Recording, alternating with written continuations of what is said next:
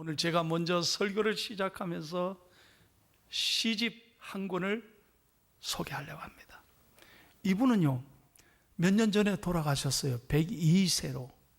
일본 분인데 일본의 할머니예요. 시바타 도요라는 분인데요, 이분이 90세에 시를 쓰기 시작한 거예요. 별로 이봐라요, 놀래지도 않는다니까. 감격이 없다니까. 우리는 외국에서 설교하면요 다들 이런데 우리는 90세에 시를 썼어요. 그 다음에 또 이제 더 놀랄 것은요, 이분이 90세에 쓴 시가 일본에서만 100만 권이 팔렸대요. 이러시고 전 세계 언어로 번역돼 가지고 베스트셀러 작가가 됐어요. 여러분 한번 생각해 보세요. 구순의 나이에 시를 쓴다는 게 이게 쉬운 일이겠냐는 거예요. 그런데 왜 이 시를 썼느냐? 이분은, 여러분 일본은 아는 대로 지진이 많이 일어나잖아요. 수없이 지진을 겪고 그의 인생에 고통과 환난이 너무너무 많았다는 거예요. 그러나 그 아픔 속에도 인생은 여전히 아름다운 걸, 여전히 우리가 희망을 갖고 살아야 된다, 그런 뜻에서 구순의 시를 적어서 많은 일본 국민들에게, 세계 사람들에게 감동을 준 거예요. 그 중에 제가 두 편만 소개할게요. 나에게라는 시예요. 똑똑 수도꼭지에서 떨어지는 눈물이 멈추질 않네. 아무리 괴롭고 슬픈 일이 있어도 언제까지 끙끙 앓고만 있으면 안 돼.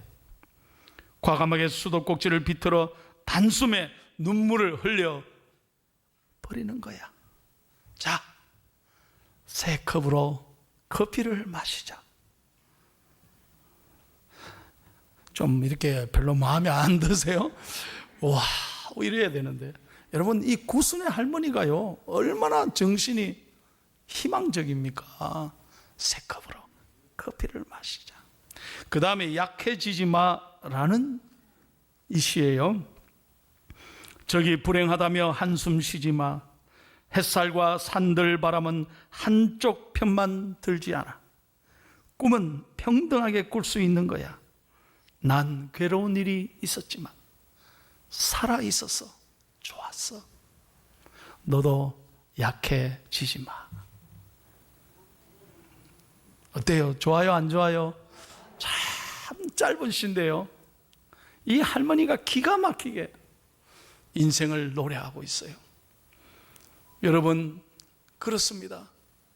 우리는 코로나19 같은 이 엄청난 질병 속에 하루하루가 힘들게 보내고 있는데, 지금 전국이 지금 집중호우로 얼마나 고통을 겪는지 몰라요. 사망자만 30명 이상이 되고요, 지금도 실종자가 수십 명이에요. 여러분, 전라북도는 지금 이게 강이었는지 마을이었는지 분간이 안 될 정도로 온 동네가 그냥 침수가 되고요. 어제 너무나 안타까운 소식은 애를 데리고 마을 전체가 침수가 되니까 애를 데리고 피하려고 데리고 가다가 물살에 애를 놓쳐가지고 애를 그냥 더 이상 못 찾았다는 거예요. 너무너무 아픈 시간들을 우리나라가 겪고 있어요. 저는 말씀을 준비하면서, 그러나 이런 고통 가운데도 오늘 하나님께서 우리에게 말씀하시는 게 무엇일까? 다윗을 통해서 우리는 들을 수 있어야 돼요. 여러분 아시는 대로 다윗은 정말 나라를 구한 구공신이었어요. 위대한 장군이었어요. 그러나 한순간에 배신을 당하고 십수년을 쫓겨서 망명생활을 합니다. 고난의 시간을 보냅니다. 어디 그뿐입니까? 왕이 되었어도 편안한 날이 하루도 없었어요. 심지어는 자기 아들이 배신하고 말이요, 아들이 아버지를 죽이려고 하고, 믿었던 친구가 부하들이 배신하고 칼을 들고 자기를 죽이려 하니 한순간에 왕의 자리를 내어놓고 맨발로 도망가지 않습니까? 다윗이. 그런 숱한 어려움을 겪었지만 다윗은 가슴에 감격이, 기쁨이 살아있었다는 거예요. 왜요? 오늘 이게 중요한 거예요. 왜 그랬을까? 왜 어려운 상황임에도 우리가 믿음을 잃지 말아야 될까? 오늘 하나님께서 우리에게 주시는 영적 메시지가 여기에 있다는 거예요. 자, 여러분, 어떻게 하면 우리가 다윗처럼 기쁘게 살 수 있을까요? 어떻게 하면 감격하며 살 수 있을까요? 첫 번째 1번을 같이 읽겠습니다. 시작.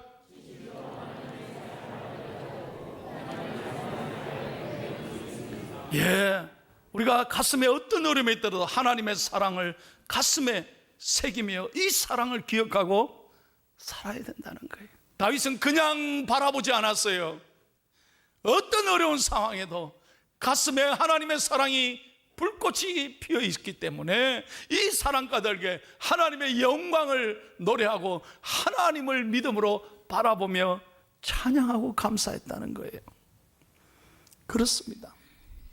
여러분, 가슴에 하나님의 사랑이 살아있는 사람은 절대로 원망하지 않습니다. 낙심하지 않습니다. 시험 들지 않습니다. 어떤 경우에도 기뻐하고 찬양하고 감사하는 거예요.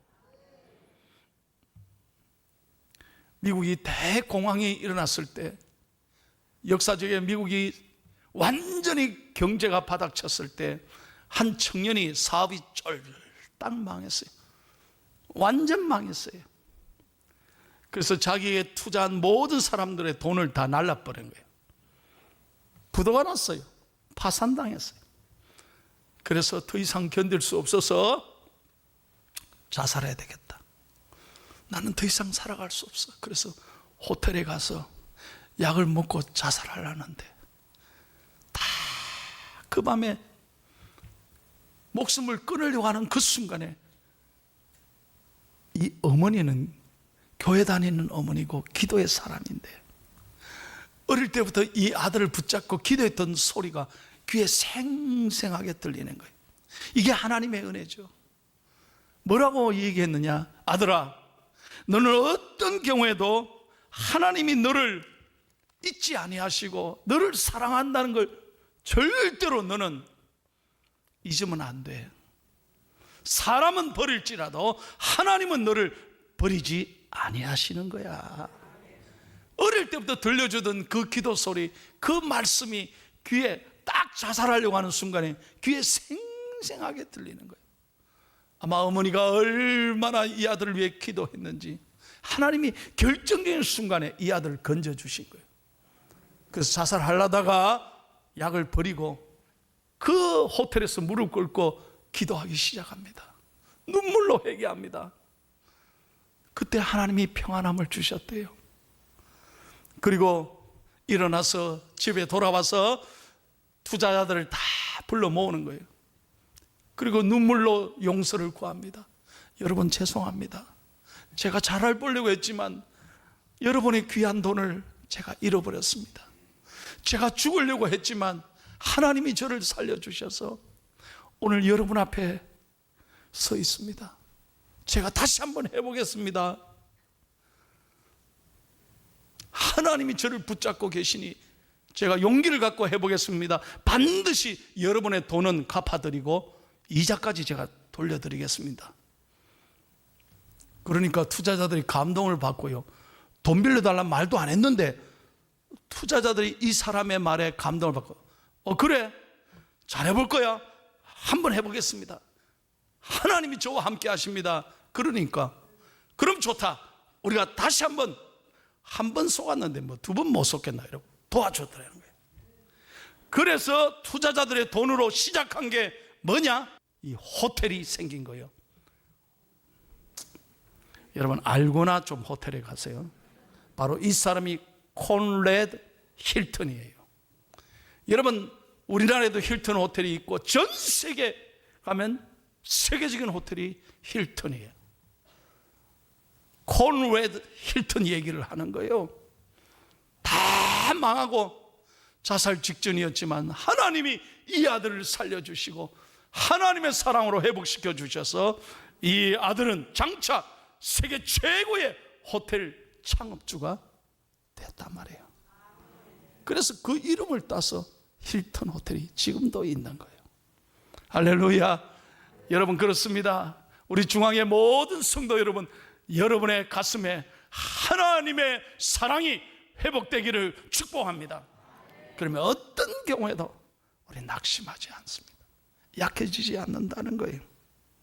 두 번째로 우리 다 같이 읽겠습니다. 어떻게 하면 우리가 감격을 회복할 수 있을까요? 시작. 우리가 어린아이와 같은 깨끗한 마음을 가질 때 감격이 있습니다. 여러분, 제가 여러분에게 늘 말씀드리잖아요. 어른들은 생각이 많아요. 그래 기뻐하지 않는다니까. 제가 늘 그러잖아요. 이렇게 쉬운 찬양대가 잘하면 미국에서는 기립박수한다니까. 그런데 우리는 아무리 좋은 걸 들려줘도 우리는 감동이 없어요. 특히 우리 대한민국 사람은 좋아할 줄을 몰라요. 요즘 토르트는 되게 좋아하더만은 네가 왜 거기서 나와? 이런 노래는 좋아하고 우리가 이 찬양하고 말씀 들을 때 감격이 부족하다 이 말이에요. 왜 그럴까요? 생각이 많아. 어른들은 생각이 많아. 그러나 어린아이들은요, 단순하지만 아주 좋아합니다. 계산하지 않습니다. 걱정하지 않잖아요. 그래서 하나님도 너희가 어린아이와 같지 아니하면 결탄코 천국에 들어갈 수 없다고 했어요. 하나님은 지 잘난 척하고요, 똑똑한 거 자랑하고 교만한 사람을 절대로 쓰지 않습니다. 어린아이 같이 나는 부족합니다, 나는 잘 몰라요, 그런 연약한 사람을 하나님은 쓰시고 위대하게 하나님은 영광 받으시는 거예요. 사랑하는 중앙의 성도 여러분, 어린아이같이 우리의 신앙이 깨끗하기를 축복합니다. 세 번째입니다. 어떻게 하면 우리가 감격할 수 있을까요? 시작. 우리가 열린 눈으로 크신 하나님의 영광을 바라볼 때 감격이 있습니다. 여러분, 믿음의 눈으로 무엇을 바라보든지 여러분 하나님의 눈으로 바라보면 모든 것이 감사하고 감격하는 거예요. 여러분, 우리가 살아있다는 게 얼마나 감사한지, 오늘 이 생명은 하나님의 은총인 줄로 믿습니다. 그럼 감사해야 돼요. 매일 똑같은 길을 가더라도요, 매일 출근하는 그 길을 가도 내가 영적으로 회복이 돼 있고 내가 감격하면 매일 가는 길이 기적이고 감사고 은혜예요. 근데 내 마음이 다운되고 내가 상처와 아픔 속에 있으면 전부 다 땅만 쳐다보고, 오늘도 일하러 가야 되나, 감사가 없다니까. 여러분, 제가 얼마 전에 비 오는 아침인데 서울 간다고 새벽기도 하고 서울을 기차를 탔다니까. 포항에서 서울로 KTX를 가고 7시 17분 잠깐, 나 정확하게 기억이 안 나는데 갔어요. 비 오는 날이었어요. 그래서 잘 가다가 대구를 지났는데 김천구미역 가기 전에 세상에 터널로 싹 들어가더니 나는 뭐 당연히 가나 보다 했는데 세상에 이상하게 차가 서행하더니 딱 서버리는 거예요. 야, 이거 터널에 갇혀 보셨어요? 이거 뭐 문제가 있겠다. 아니나 다를까 방송이 나오는데, 손님 여러분 죄송합니다, 우리 열차는 지금 문제가 있어서 잠시 대기해야 됩니다, 이러는 거예요. 야, 온갖 생각이 다 들잖아요. 이거 잘못 안 하면 터널에서 어떻게 내려? 야, 이거 서울 가야 되는데, 회의 가야 되는데 이거 어떻게 하지? 불안한 거예요. 한 번도 걱정하지 않았어요. 잘 가리라고 생각했어요. 근데 제가 감사한 건요, 그 열차 칸에 제가 타서 그런지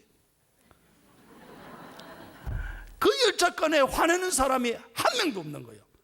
나는 그날 우리 포항 사람에게 감사했어요. 야, 포항 시민들 정말 대단하구나. 어느 누가 화내는 사람이 없어요. 가만히 앉아 14분 30초 생각해봐요, 여러분. 얼마나 답답하겠어요. 그러더니 14분 30초 만에 서행을 하더니 그 어두운 터널로 이제 쫙 가는데 얼마나 감사하지.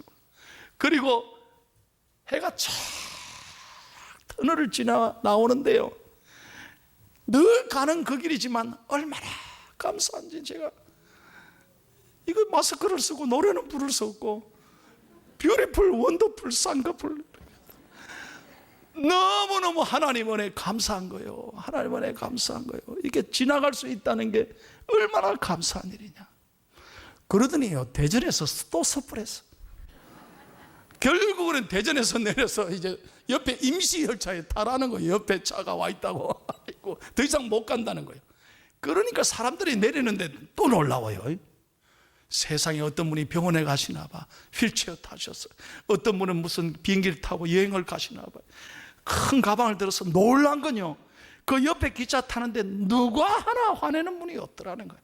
포항 사람들 대단하다니. 내가 그날 진짜 감사했어요. 우리 포항 사람들 소리가 큰데도 하나도 이렇게 얼마나 감사해. 그래 딱 타고 대전에서 다시 새 열차를 타고 가는데 내 속에서 하나님 앞에 찬송이 나오더라니까.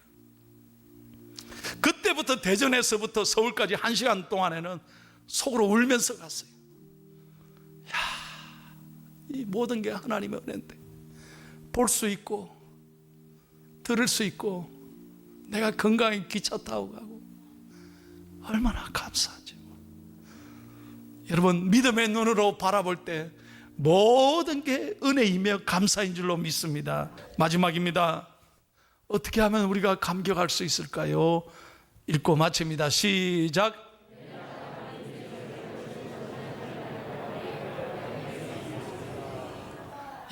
우리는 연약합니다. 우리는 힘이 없습니다. 우리는 실수합니다. 그러나 하나님은 우리를 여전히 돌아보시고 우리를 늘 살펴주시고 권고한다는 말은 우리를 책임지신다는 거예요. 여러분, 사람은 우리를 무시하고요, 조금만 잘못돼도 세상은 온갖 댓글을 다 달랐어요. 그래서 상처받는 사람이 얼마나 많습니까? 사람은 있을 때는, 내가 잘 나갈 때는 제가 늘 말씀드리잖아요. 우리가 잘 나갈 때는 다 내 옆에 있지만 내가 한번 힘들어 보세요, 잃어 보세요, 다 떠나가고. 언제 그랬냐고 나를 미워하고요, 잘해줬던 사람이 있니? 그렇게 한순간에 돌아서고요. 교회도 마찬가지예요. 은혜 받았다고 하는 사람 잘 보세요. 한순간에 그때뿐이야. 돌아서서 또 하나님 마음 아프게 하는 사람이 얼마나 많아요. 우린 그렇게 살면 안 돼요. 여러분, 한평생, 오늘 다윗은 나를 여전히 돌아보시고 살피시는 그 하나님을 바라볼 때 우리의 상처가 치유되고, 다시 한번 우리의 상처가 치유되고 우리의 아픔이 반드시 회복될 줄로 믿습니다. 여러분, 혹시 이 목사님을 아시나요? 제가 미국에 있을 때 이 목사님을 참 존경해서 전교인 수련회 강사로 제가 모셨어요. 그래서 온 교인들이 2박 3일간 우리가 함께 잠을 자고 밥을 먹으면서 이분을 모시고 집회했는데 온 교인들이 통곡하고 울었어요. 이분의 설교와 강의와 간증을 들으면서요. 이분이 정택이 목사님이십니다. 이분의 간증 가운데 제가 잊을 수 없는 글을 하나 얘기하고 마치겠습니다. 이분은 아버지의 사랑을 받지를 못했대. 한 번도 아버지의 사랑이 무엇인지를 모른다. 왜? 어릴 때 아버지가 엄마와 자기를 버리고 도망가 버려요. 그러니까 평생 자라면서 아버지에 대한 분노와 상처가 가슴에 있는 거예요.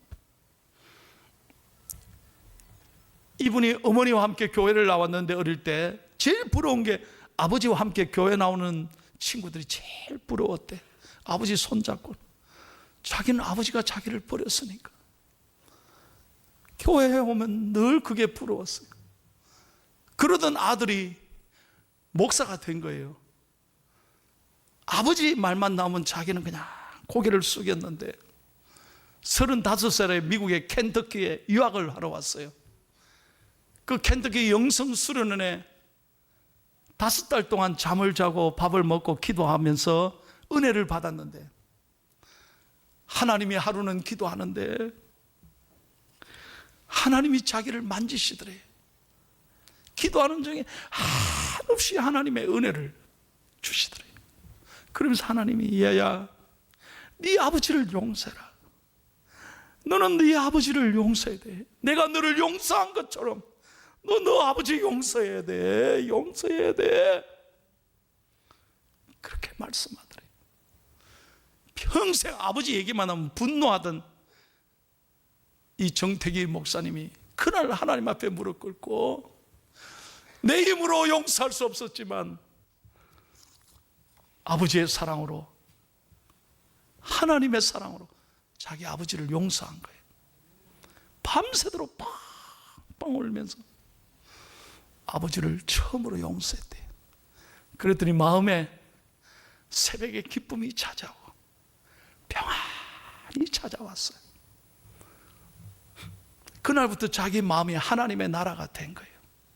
그래서 지금까지 평생요, 이분은 크리스찬 상담 치유원을 하시고 계시고, 내적 치유 세미나를 한국에 와서 해서 수십만 명이 이분 세미나에 와서 치료받고 돌아가는 거예요. 제가 우리 교회 언제 한번 모시려고 지금 준비하고 있어요. 참 이분의 얘기 들으면 설교가 얼마나 은혜가 되는지 몰라요. 저 역시 마찬가지였어요. 저도 아버지 하면요, 아픔이 있어요. 사랑받지 못했어요. 우리 아버지는 자기밖에 몰랐어요. 정치한다고 말이죠. 아버지는 자식들을 몰랐어요. 우리 어머니가 우는 걸 보고 제가 자랐거든요. 그런데 제가 목사가 되고 요즘 늘 아버지가 보고 싶고 용서가 되는 거예요. 여러분, 무엇으로 치료할 수 있겠습니까? 내 분노와 상처를 무엇으로 치료할 수 있습니까? 우리를 돌보시는 하나님의 은혜, 하나님의 은혜만이 우리를 치유할 수 있는 거예요. 이 은혜가 가슴에 살아있으면 어떤 사람이라도, 원수라도 우리가 용서할 수 있어요. 하나님은 여러분을 생각하시고 오늘도 여러분을 권고하시고 살피시고 돌보시고 우리를 이끌어 가시는 거예요. 이 사랑으로 여러분 회복되어야 용서할 수 있어요. 짧은 인생이에요. 여러분의 마음이, 저는 설교를 준비하면서 우리 중앙의 성도들의 마음이 천국이 되기를 축복합니다. 상처 속에, 가시 속에 날 찌르고 누굴 또 찌르고, 제발 그렇게 살지 말아요. 우리는 하나님의 은혜로 우리는 어떤 사람도 용서하고, 그래서 내 마음이 늘 감격하고 기뻐하며 여러분 하루하루를 행복하게 살아가는 중앙의 멋진 성도들이 되기를 축복합니다.